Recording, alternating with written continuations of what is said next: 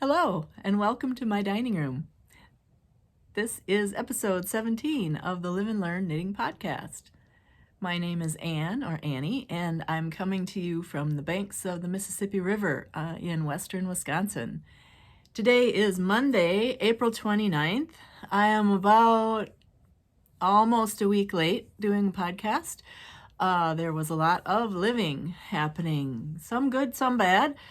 The good is what I'll be talking about in this episode and leading you to another video that I'm uploading today. The bad was that last weekend, over the weekend, I had some plumbing issues, and I like to be handy and try and take care of these things myself. And at first I thought it was just a slow drain, and this was the bathroom sink, which I don't think it's ever plugged up like this. It was, it will run slow from time to time, and I go and clean the gunk out or take the U-bend off and take care of it, and all is well. Not this time. This time all was not well, and I tried my darndest for 3 days, trying to plunge it and snake it and do things to it, and I could not get it to clear, and I was at my wit's end, and luckily I've got helpful friends, and Peg and her husband Pat came over, and Pat had to go from the vent on the roof, plunging down with a very long apparatus, and we managed to clear it finally on Monday. But that wore me out. That took the life out of me for a few days. It was a challenge. And then after we got it all cleared out, I had all kinds of cleaning up to do and put everything to rights, which was good. So that happened, and then yesterday I had a co-op board retreat to go to, and I was in the planning committee for that, and so there was a little extra responsibility there. That all went well. So today is sort of an exhale day, and I got my podcast project completed this morning, and I'm really happy with it. The next video after this one. So we'll talk about that. So this episode we can title, and I cannot do a Mr. Rogers voice, but if I could, I'll try to do his spirit, and we'll say this is titled, How People Make Yarn. Yes. Because on April 20th, myself and 3 friends, Peg and Mary and Beth, went down to the fiber open house mill tour at Ewetopia Fiber Mill in LaFarge, Wisconsin. And we had a great day. It was wonderful. We toured the mill, and we did some shopping there. They had some extra vendors for the open house day, and they had some products there at the mill also, some of the things they make. And then we we did all that first, and then we went to Rueckheim, where Ewetopia has a retail shop, Ewetopia Yarn Shop, which is just a gorgeous yarn shop. It's big. It's got everything. Ewetopia creates many yarn lines, and they're gorgeous. They're so full of color and natural woolly goodness. And so that's all on display at the shop in Rueckheim, and we saw it all, and we bought some, and plus they have other yarns there too. They have other commercial yarns there, and other smaller mill type yarns there. They have supplies for Waldorf school projects. They have some spinning supplies. They have weaving supplies. Some, not a lot of equipment. I know they sell equipment on a consignment basis. They do classes there. They do open knit times there, which it's about 50 to 60 miles away from me, so it's a bit far to go, for an evening, couple hours, come and hang out and knit. And I have yet to take a class there, but it it's just nice to go and spend some time at their shop and see all the goodness. And I am not going to turn the podcast into, a big acquisition thing, episode, because I'm trying not to acquisition too much.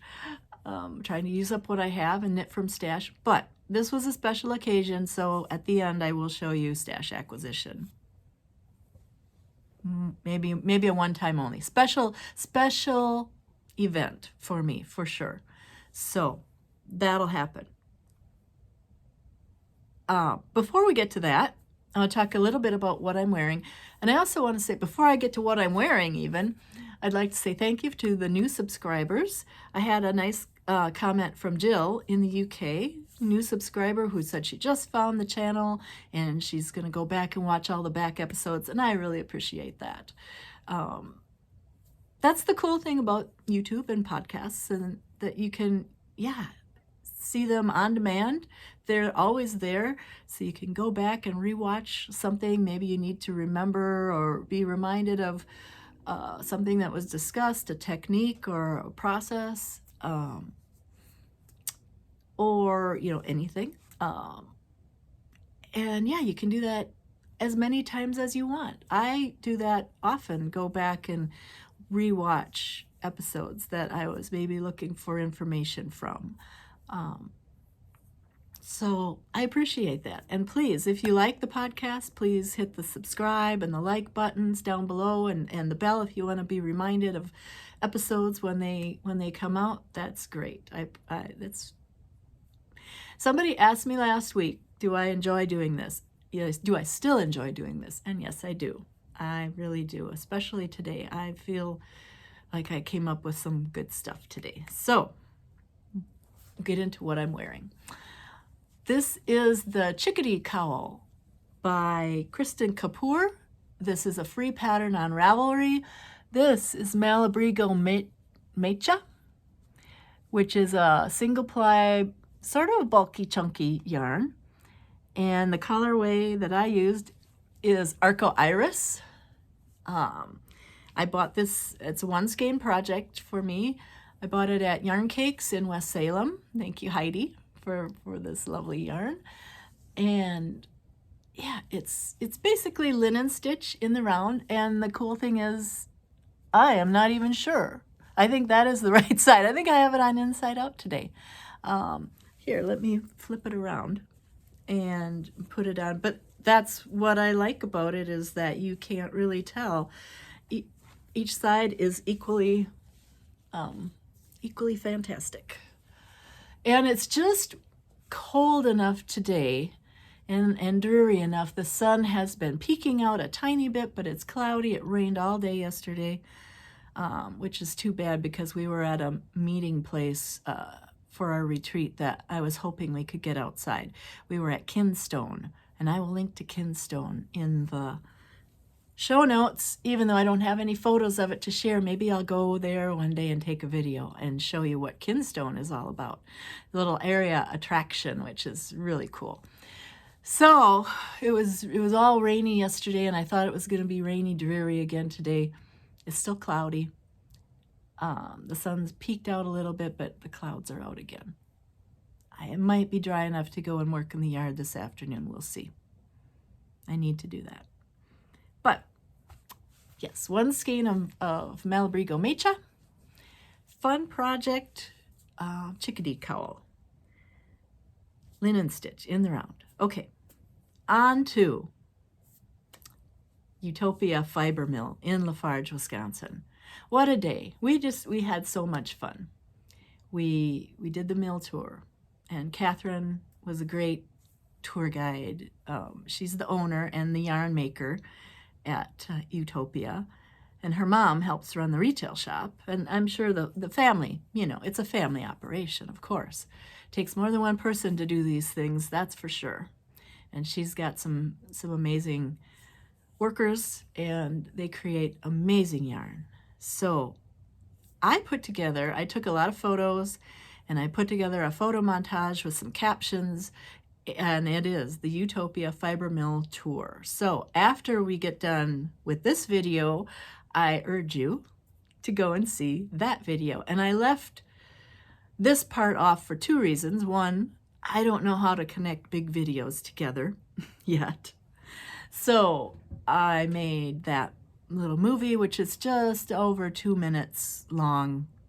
And I kept it separate with just the captions and that because I want it to be a standalone thing. I don't want to have me doing all this blathering on top of, in addition to that. This is a podcast. That's a video. That's a standalone item. And I'm hoping that Catherine likes it too. I'm going to share that, make sure she takes a look at it and sees it.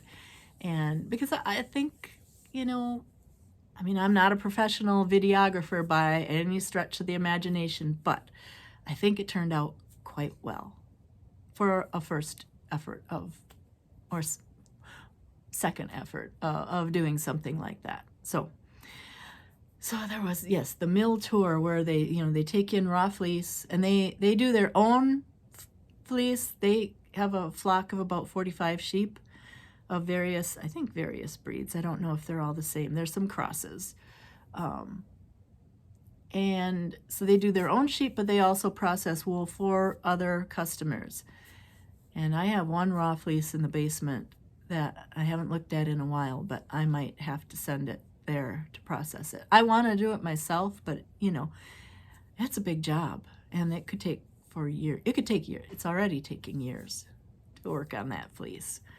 So we'll see. But yeah, so they take in other fibers there. They skirt the fleeces. I'll just kind of walk through the steps, although I did caption it. So they skirt the fleeces, they wash it, they dye it, they put it through a picker, then a carding mill machine, and it comes out as big roving. It goes into a pin drafter, then it gets onto a spinner, and then the singles get plied, the plies it all gets skeined up, washed again, and there you have it. Yarn, and beautiful yarn. So, like I said, that was our first stop. Then we went to lunch in Rueckheim. We ate at the Driftless Cafe, which is, I'm going to say world famous, because I know they've won a James Beard Award, and they are on the map as far as the culinary world goes. Yeah. And it was a delicious lunch. As always, I've not had bad food experience there yet. And then we did our shopping at Ewetopia. There was also shopping opportunity at the mill, and I'm going to show you what I bought at the mill first. So now we're already down to stash acquisition. So, sorry for stash acquisition, but like I said, it's a special occasion. So I wanted to buy some fiber to spin, and they delivered. They had fiber to spin. Now, I said Catherine makes colorful yarn, and she really does. She has a Helix brand yarn line that is similar to Spin Cycle or Feederbrook, and it's gorgeous. And I get mesmerized by all those colors, I have a hard time I see all the colors and I want all the colors, and I have to think really hard. What are you going to do with all the different colors? You're going to put them together and make a mess? Maybe. So I was trying to decide, well, I want roving to spin. What do I want? And I wasn't able to pick one color. So these are the colors of roving, and this is all I bought. I just got some little, she had great big bags, and I think in one of the photos in the video you might be able to see down on the floor there were huge plastic bags full of the roving, and so you could just pull off as much as you wanted, and then they weighed it all, and it was so much an ounce. So these were the colors I chose, and I couldn't decide between the two greens, whether I like the limey one or the greener, darker green, so I had to get them both, and I think that was what set me off. Like, well, if I'm getting 2 greens, I might as well get this pretty yellow and this blue, which also has some green in it, and then I wanted some natural colored fiber, which is what the brown is. These are all wool blends. They're not a specific breed. She does have one yarn line that is a BFL, a blue-faced Leicester, and there might be something else with it, but she does have one that is a specific breed, but a lot of her yarn is just a blended wool from a lot of different breeds of sheep. And this actually feels really good. Now, I didn't weigh any. I just pulled, you know, some to try. What I'm probably going to do is spin this up, like just each color individually, and come up with some mini skeins, because this is basically, I think this was the smallest amount, which is just shy of 20 grams, and then this is like 30 grams. So I'll just make some mini skeins to see, and who knows when I'm going to do this, but then I'll decide if, you know, would like to order more, buy some more in the future. And this roving actually reminds me more of like what I learned to spin on in the first place. You know, it's more of a, they are a semi-worsted mill. I should have put that in the video somewhere, but now you know. Semi-worsted mill. So it's not everything is, you know, the fibers are sort of aligned, semi-aligned. They go through a carder and then a pin drafter, but there's a bit of woolen spun quality to them, and that I think I have better success with as far as spinning goes. So they all feel lovely. I'm happy with the color choices, and we'll see how it goes. That, like I say, seems to be easier for me to spin with my wool, with my wheel, and the tensioning and that I am used to. So I bought that fiber for spinning. Then I did want to buy a sweater's quantity of the Ewetopia yarns, and I wasn't sure. Like I said, I didn't want to get overwhelmed by all the colors, and I'm happy to say I didn't. I bought a sweater's quantity of this, which is called Blend Fine. Again, it is a blend of several varieties of wool. It's a tone, well, sort of a tonal. The lighter shade there is, of course, cream color roving, cream color fiber, I should say, and the darker is dark fiber, you know, brown or gray fiber that is then all over dyed in this lovely green shade, and it's called Green Brown Blend, and I love it. I think it'll make a great sweater. I need a cardigan with pockets, and so I think because of the, you know, there's a lot going on with this color, I don't think I can do too much of a texture pattern or an all-over pattern. So I think what I'm going to do is, you know, basic stockinette stockinette fabric, but I might put in a cable or two for interest. If I do a top-down raglan, I could do the cable at the seam. I could do a cable down the center front or down the sleeve. That's sort of what I'm thinking for right now, a small cable to add some interest, but let the yarn speak for itself. So I bought that, and then in the other room they had some vendors selling things, and I showed some of them on the video as well. So from another shepherd, Tyne, who is Louisa Gage on Ravelry, because she has some designs. So from Tyne, I bought, she had naturally colored fiber, you know, And these are the colors that I bought. So this is going to be the main color. I have the most of this, 5 skeins of this, which is they're all a little different. This is a Merino Cross Border Leicester combo. The darker shade, which will be an accent, is a Millspun Merino Cross. And the white, the cream, is the Rambouillet Cross. So they all have a little different feel, but they're all basically a DK or sport weight as far as the yardage goes. And then she did have some dyed up, and I got 1 skein of, this was a Merino Cross in this pretty dark red, burgundy, winey shade. So yeah, that will be, sorry for all the cards there, that'll be another sweater, but like I say, this will be the main color of that. So I'm thinking probably a top-down round yoke, you know, maybe a Jennifer Steingast type patterned yoke sweater. We'll see. That was my thought. And I'm glad that I had thoughts and plans, because, you know, it's easy to get carried away if you don't. And I maybe would have just got, oh, I'll get 1 skein of this to try it. And then I would have felt, no, all I can make is a hat or a scarf or something, you know, cowl.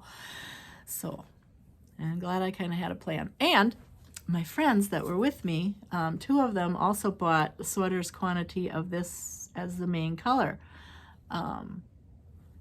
And I think they bought some accent shades as well. So we'll see what kind of sweaters they come up with. It'll be fun to all be knitting the same projects.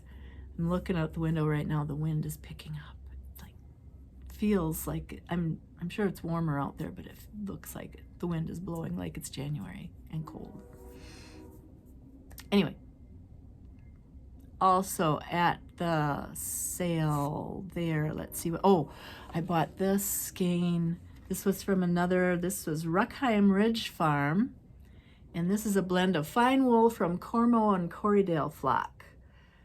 And she says DK on this. I would say 240. I'd say closer to a worsted, because I believe a worsted is a 220 yards, and she's got 240 on here. But this is their cream color yarn that they dyed. She dyed it with onion skin. Isn't that beautiful? So the color is kind of washed out on the camera today because of the lighting. Oh, it depends. But it is very gold, and just a beautiful shade. So I'm not sure what I'm going to do with this, but it was like a one-off skein that they had there, and it feels lovely and soft. So yeah, this was my color, kind of pulled me into that and brought home the 1 skein, but happy to have it. So yes, in Rueckheim Ridge Farm, it was 2 sisters that had a booth there, and one of the sisters is in the video. She's spinning, and then the other one was out of the room. They took the photo, but that was, I think, everything that I bought at the mill. I bought a little project bag that had cats on it, and yeah, I think that was it for buying at the mill. Now, at the store, at Ewetopia in Viroqua, the retail store, they had some things kitted up, and this is one of the patterns that they had kitted up. It's a cowl. It's called the October Cowl. Catherine, who is the yarn maker, is also a knitting designer, and she designed this cowl. Hard to see there because they use 2 dark colors, but it's a mosaic pattern. And the kits that they had, it used half a skein of their Ridge sport weight yarn, or, you know, in 2 colors, so 2 half skeins. Well, I couldn't find any combos that they had put together that I liked. I like 1 color out of the combo, but not both. And so I thought, oh, what do I do? Well, I was just going to buy the pattern and bring it home and maybe put my own shades together from my stash.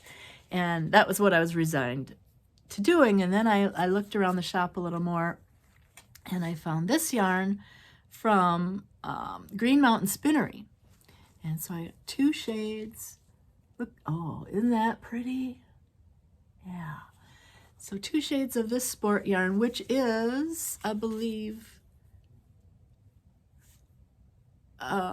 this is a 2-ounce skein. I think Ridge Sport is a 3-ounce or 100-gram skein. So this is only 58. So this is closer to what the pattern, the cowl pattern, calls for. So I was able to get just, just enough to make the cowl and not have too much left over. It'll be fine. It'll work out just great. So I was happy to get that combination and put that together for a project. The other kit that I bought there at the store, I'm almost done. I didn't go overboard. I really didn't. Is this Winter Ridge poncho. And sorry, that's kind of blurry. I'll hold it back there. Winter Ridge poncho. Now, I knit the Windrose shawl, Windrose, R-O-W-S, shawl that Catherine designed, which is the same concept of mohair and sock yarn alternating in a triangle shape. And I knit that for a friend who does not knit but wanted the shawl knit up to give as a gift. And she asked me if I would knit it for her, and I did, and I really enjoyed the project. It was so much fun. So when I saw that there was a poncho version, I thought, yes, that's for me. The original one, the triangle shawl that I made, was this colorway of green and darker mohair. But the kit that I bought to make this poncho is this lovely colorway. And so this is Ewetopia's Wisco sock, and they don't spin Wisco sock there. They buy the yarn base and they dye it. And I'm not sure if they buy the mohair and dye that, or if they spin the mohair. They might buy that in, but it's all hand dyed at Ewetopia. So these are the 2 colors, and I think that's going to be a beautiful poncho project. And something I will wear. And I think it'll be, even though it's light and airy, I think it'll be very cozy. And I have to find something special to wear it with.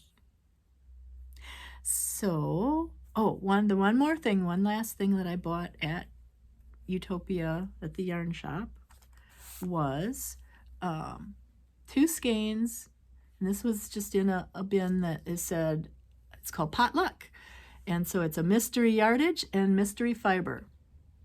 But isn't that a nice natural mix of colors? Probably some cream in there. It all got, carded together. It feels hefty, so it feels like there's probably some alpaca in there. They have a yarn called Deja Vu, which is like all the everything all put together. And then it's dyed in colors, and it's, I want to say it's a chunky weight yarn, but it could be anything. It could, be many kinds of wool, have some alpaca in it, have some mohair in it. It's just all of the leftovers. I don't want to say leftovers in a bad way, but, just stuff that's left from processing all the yarn. So they make that into a yarn called Deja Vu. And I have some of that. I've bought a skein of that or 2 in the past to try. It's nice. It's good. Again, like I say, they just do so much with color and fibers. So they are a very sustainable operation. They're always trying to come up with ways to use every bit. And the last thing that I'll mention, and I show it in the video, I didn't bring any in the house with me, it's out in the garage, is from all of their waste, well, almost all of their waste, the dirtiest bits of the fleece, they process they heat it up, and then they chop it up, and they put it through a pelletizer, and it comes out as wool fertilizer pellets. And apparently these are the hot thing to buy now for fertilizer. And they were saying, you know, these will be great for your tomato plants. They will make your tomato plants just thrive. And it's basically, yeah, it looks like little rabbit food type pellets of wool, and they have a very nice sheepy smell to them. And, you know, you dig your hole to put the tomato in, put a few pellets in, maybe a small handful, small little, you know, sprinkling of pellets, put your tomato plant in, and voila. And they said that the greenhouses in the Twin Cities are buying these wool pellets up at a good clip, you know. So I bought a bag to try, and I'm excited to. I'm not going to plant a big vegetable garden this summer, but what I do plant, I'm going to add the wool fertilizer to and just see how it goes. It has this hygroscopic quality to it where it can hold on to water, it can let go of water. You know, it expands, it contracts. I think there's information on the website. You could also Google wool fertilizer pellets and find information on how it actually works. I saved it, but it's on my phone, so I can't read it to you right now. But that's it in a nutshell. You know, it's got these wicking tendencies, tendencies to it. Yeah, it's just a good thing. So that was our trip to LaFarge and Rueckheim on April 20th. And without further ado, please go watch the next video that is the tour of the mill. And that's really it for now, short and sweet. I hope to be back in a couple weeks, 2 to 3 weeks. I'm off schedule now, so I'm not sure when the next video will be. If it'll be in 2.5 weeks, 1.5 weeks, probably let's say 2.5, because it's getting busy here. I need to be outside a lot more, doing yard work and projects and that sort of thing. Summer's coming, life gets busy, but it's all good. And I hope you are having a great week. You know, the podcast comes out on a Monday. That's not usual. I seem to see a lot of the ones that I watch do come out on Thursday or Friday, and I think that is maybe geared towards, okay, the weekend's coming, everybody can watch podcasts. But again, that's another neat thing about YouTube, is that they're always there whenever you're ready to watch them. So I hope you have a great week. Hope you're doing a lot of fun fiber activities. If you have a woolen mill anywhere near you, and they do something like this, have a tour, or just go and ask for a tour, you know, because most of the time people who do fiber creation are happy to share that and tell you about it. So yes, if you have an opportunity, please go take a look at it. This is not the first mill I've seen, but it was very enjoyable, very good process, and I hope to see some others someday too. So I'm happy that I could share it with you. All right, take care, everyone. See you soon.